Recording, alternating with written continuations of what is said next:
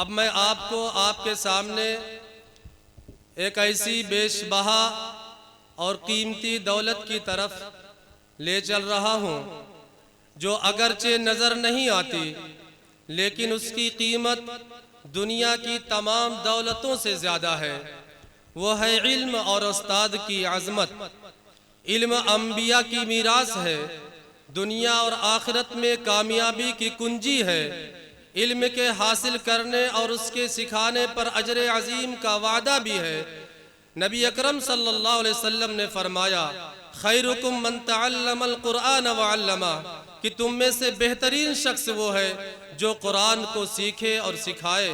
دوسری جگہ ارشاد فرمایا، من یرید اللہ بہ خیرا یفقہہ فی الدین، کہ جس کو اللہ تعالیٰ اپنا محبوب بنانا چاہتا ہے، جس کو اللہ تعالیٰ اپنا بنانا چاہتا ہے، اس کے ساتھ خیر کا معاملہ کرنا چاہتا ہے تو فقہ کا علم عطا کر دیتا ہے، دین کی سمجھ عطا کر دیتا ہے، دین کا علم عطا کر دیتا ہے، اور اس کے سیکھنے والے کے لیے فرشتے بھی پر بچھا دیتے ہیں، سمندر کی مچھلیاں بھی دعا کرتی ہیں۔ اور استاذ وہ ہوتا ہے جو نہ صرف کتابی علم سکھاتا ہے بلکہ ہمیں ایک اچھا انسان بناتا ہے، وہ ہمارے کردار کی تعمیر کرتا ہے، وہ ہمیں زندگی کے اصول سکھاتا ہے، ہمیں جینے کا ڈھنگ سکھاتا ہے۔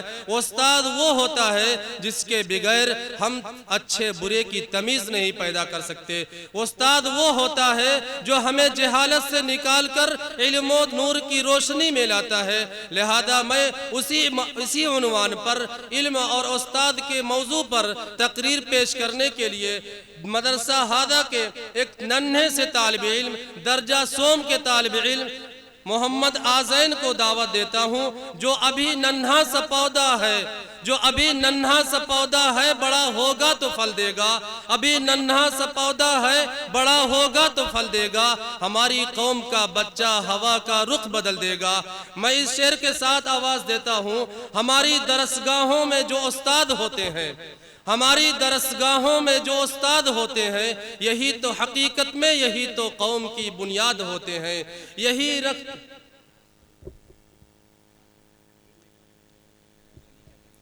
رکھتے ہیں شہر علم کی ہر راہ کو روشن، یہی رکھتے ہیں شہر علم کی ہر راہ کو روشن۔ ہمیں منزل پہ پہنچا کر وہ کتنے شاد ہوتے ہیں۔ برستے ہیں یہ ساون کی طرح پیاسی زمینوں پر، برستے ہیں یہ ساون کی طرح پیاسی زمینوں پر، انہی کے فیض سے اجڑے چمن آباد ہوتے ہیں۔ نحمده ونصلي على رسوله الكريم، اما بعد، فاعوذ بالله من الشيطان الرجيم، بسم الله الرحمن الرحيم، قل هل يستوي الذين يعلمون والذين لا يعلمون، صدق الله العظيم۔ علم وہ دولت ہے جو کبھی لٹتی نہیں، علم وہ دولت ہے جو کبھی لٹتی نہیں، خرچ کرنے سے کبھی گھٹتی نہیں۔ محترم سامعین اکرام، میں اس مدرسے کا ایک چھوٹا سا طالب علم، میری کیا جسارت کی آپ لوگوں کے سامنے کچھ لب کشائی کر سکوں، پھر بھی اپنے اساتذہ کی شفقت و محبت کا ثمرہ ہے کہ آپ کے سامنے کھڑا ہوں۔ میں نے خطبے میں ایک چھوٹی سی آیت تلاوت کی ہے جس کا سادہ سا ترجمہ یہ ہے کہ آپ کہہ دیجئے، کیا اہل علم اور جاہل برابر ہو سکتے ہیں؟ کبھی بھی نہیں۔ علم چاہے دنیاوی ہو یا اخروی، اہل علم کو عزت دیتا ہے۔ دنیاوی علم والے لوگ اپنے آپ کو ایک دوسرے سے فائق اور برتر سمجھتے ہیں اور دنیا اس علم کی وجہ سے ان کو عزت و وقار سے دیکھتی ہے۔ اسی طرح دین علم کی وجہ سے اہل علم کو اللہ تعالیٰ دنیا میں بھی عزت و وقار سے نوازتے ہیں اور آخرت میں بھی فلاح و کامیابی عطا کرتے ہیں۔ حدیث میں فضیلت دین علم پر ہی ہے۔ میرے دوستو، علم والے کی مثال روشنی کی ہے اور جاہل کی مثال اندھیری رات کی طرح ہے۔ علم والے کی مثال خوشبو کی طرح ہے اور جاہل کی مثال بدبودار چیز کی طرح ہے۔ اللہ تعالیٰ قیامت میں حفاظ کو، قراء کو، علماء کو جو مقام عطا کریں گے وہ ہمارے اور آپ کی سمجھ سے پرے ہے۔ علم ہی انسان کو پستی سے بلندی پر لے جاتا ہے، علم ہی انبیاء کی میراث ہے، دنیا اور آخرت کی فلاح کا ضامن ہے، ہر مسلمان پر فرض ہے۔ اس کی اشاعت میں علماء کے قلم کی سیاہی شہید کے خون سے افضل ہے۔ اسی دینی علوم کو سکھانے اور پڑھانے کے لیے جو معلم اور استاد ہوتا ہے اس کا مقام اور مرتبہ ہمارے ذہن میں ہونا چاہیے۔ استاد کون ہوتا ہے؟ استاد کا مقام کیا ہے؟ استاد ایک ایسا رہنما ہوتا ہے جو جہالت کے اندھیروں سے نکال کر علم و شعور کی روشنی کی طرف لے جاتا ہے۔ ایک اچھا استاد نہ کہ صرف کتابی علم سکھاتا ہے بلکہ اخلاقیات، کردار سازی اور زندگی گزارنے کے اصول بھی سکھاتا ہے۔ اسلام میں استاد کا مقام والدین کے بعد سب سے بلند سمجھا جاتا ہے۔ جن کے کردار سے آتی ہو صداقت کی مہک، جن کے کردار سے آتی ہو صداقت کی مہک، ان کی تدریس سے پتھر بھی پگھل سکتے ہیں۔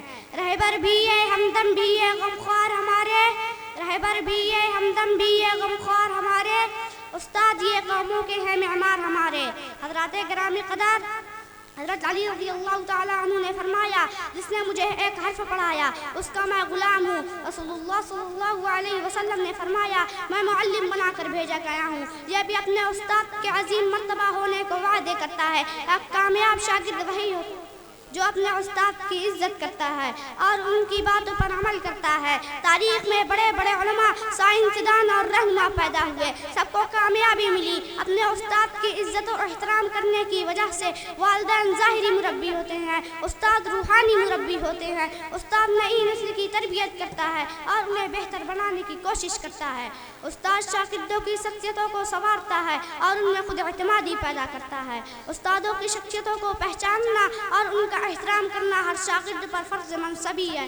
آخر میں ہم یہی دعا کرتے ہیں اللہ ہمارے تمام استاد کو خیر و عافیت سے رکھے، آمین۔ وما علینا الا البلاغ۔ ماشاء اللہ، بہت اچھے۔